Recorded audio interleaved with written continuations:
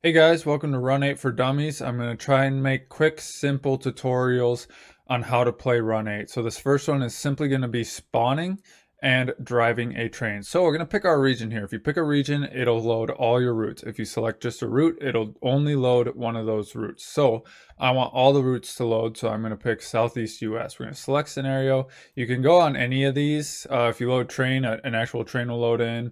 But I'm going to go to world because I want to have a populated route. So we're just going to do the Savannah route here. We're going to go launch. Once it loads in, you can hold right click to look around. WASD or move around. And if you hold shift while holding WASD, you'll run.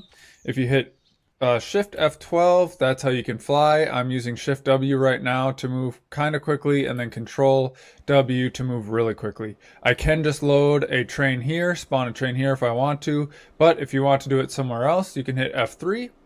Cycle through F3 until you see the route that you want. You might not have all these pages show up. You might just have one show up.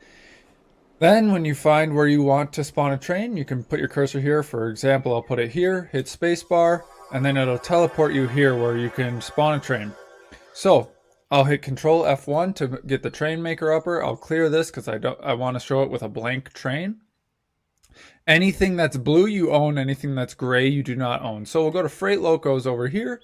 Let's do 2 SD70 Aces from CSX. So we'll add 2 here, and then we'll go to all freight cars, and I'll just add a bunch of hoppers. You can choose anything you want that's in blue. I'm just going to do a bunch of hoppers for the sake of time here. So I have all the all the rail cars and locomotives that I want. If you want one of your locomotives facing the other way, you can right click and that'll put it in reverse. Next, I'm going to hit place train, put it down, and your train is placed. Then I hit escape to get out of that. Next, you can click on the locomotive, it'll highlight red, and then it's under your control. You can auto start all locomotives, auto MUDP, auto end of train device, auto circuit breaker, and auto air brakes. Next, you can hit F7, which will tie all the hoses together. Control F7 will bleed the air out of the brakes, and then F5 will release all handbrakes. Next, you can hit Control F11, and that puts you in the cab.